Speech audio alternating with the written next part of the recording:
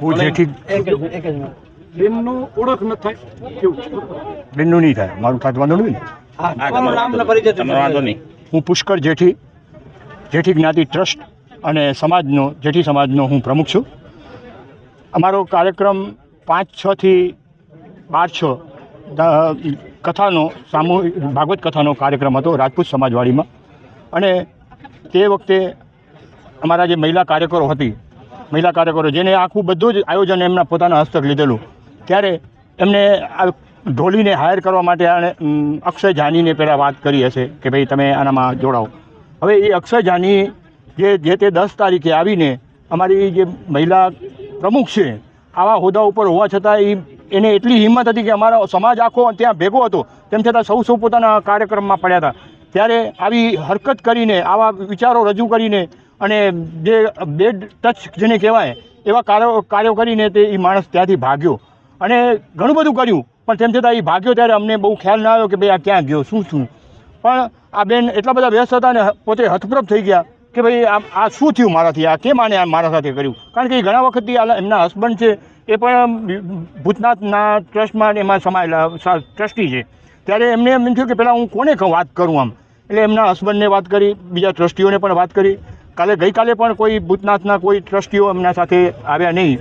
એટલે એક થોડીક હરકત અમને એ ચિંતા થાય છે કે આવા ધાર્મિક કાર્યોમાં જ્યારે આપણે આવા લોફર માણસોને જ્યારે હાયર કરીએ છીએ તેવી દરેક સંસ્થાઓને હું વિનંતી કરું છું કે આવા માણસોને હાયર કરતાં પહેલાં 100 વખત વિચાર કરો અને એક મંડળીને એના ભેગા ન લ્યો કે જેનાથી દારૂડી ઢોલ નહીં વાગે તો વાંધો નથી, પણ આવી જો આની ઇજ્જત ઉપર જો થશે તો એ કોઈ સહન થઈ શકે એવી વસ્તુ નથી. આજે અમારા સમાજે આ બેને એટલી બધી હિંમત બતાવી કે જો હું નહીં કરું તો કાલ સવારે બીજી 10 છોકરીઓ આના સાથે ફસાશે અને એને નુકસાન થશે. તો એના પહેલાં અમારો જેઠી સમાજ છે અને મલ સમાજ છે, એ સમાજ છે એ એટલો બધો જાગૃત થઈને પણ આ કાર્યક્રમ કરે છે. ત્યારે અમે આજે અપીલ પણ કરી, વર્ચનભાઈને પણ અપીલ કરી કે ભાઈ તમે આના માટે સખતના સખત કાર્ય કરે, કોઈનો પણ દબાણ ન કરે, કોઈ પણ દબાણ ન કરે આ કાર્યક્રમની અંદર, નહીં તો અમે પણ એનો પણ બહિષ્કાર કરશું, એ પણ નક્કી છે અમારું. એટલે આ બાબતમાં સૌ સાથે રહીને કામ કરીએ એ વિનંતી. બેન, શું રજૂઆત કરી છે, શું ઘટના હતી? મારા સમાજમાં હું એક પ્રતિષ્ઠિત વ્યક્તિ તરીકે આજે 6 વર્ષથી કામ કરું છું.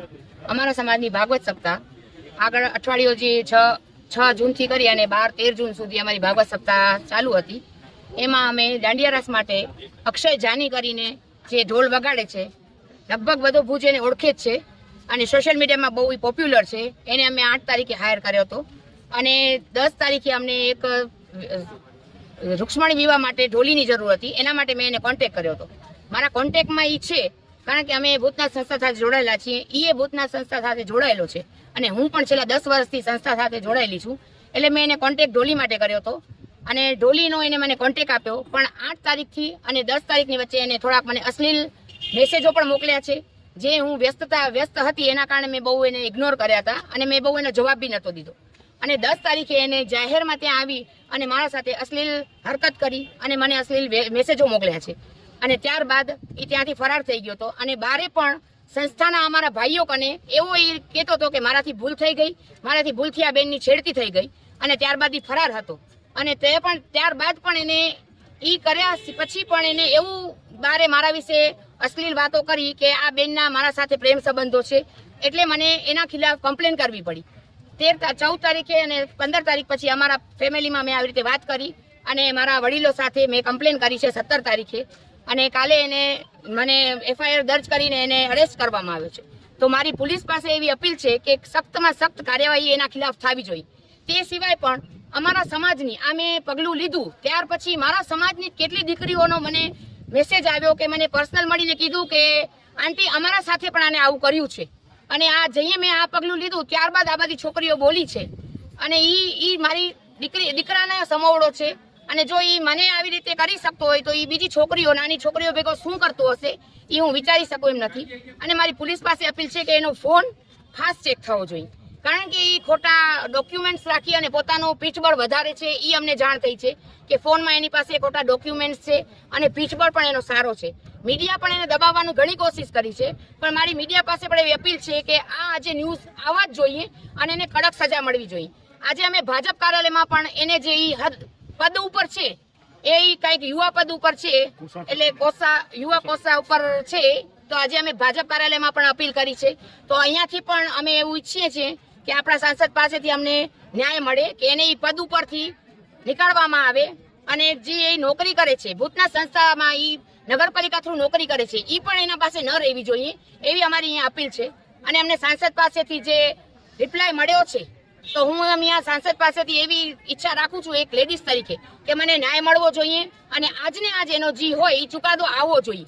બસ બીજું હું એવું જ મેસેજ દઉં છું કે આવા માણસોથી આપણી છોકરીઓ બચવી જોઈએ, અને ક્યારે પણ આવા મેસેજ તમને કેવી પર ડાઉટ લાગે તો કદી છુપાવવા ન જોઈએ, સામે ઉઠીને અવાજ ઉપાડવો જોઈએ. બસ હું એટલી જ અપીલ કરું છું મારી મહિલાઓ પાસે, અને સમાજને એને સપોર્ટ કરવો જોઈએ. બસ હું એ જ કહું. આજે મારો સમાજ આખો મારી સાથે ઊભો છે, મને એનો ગર્વ છે કે આજ મારો સમાજ મારી સાથે છે.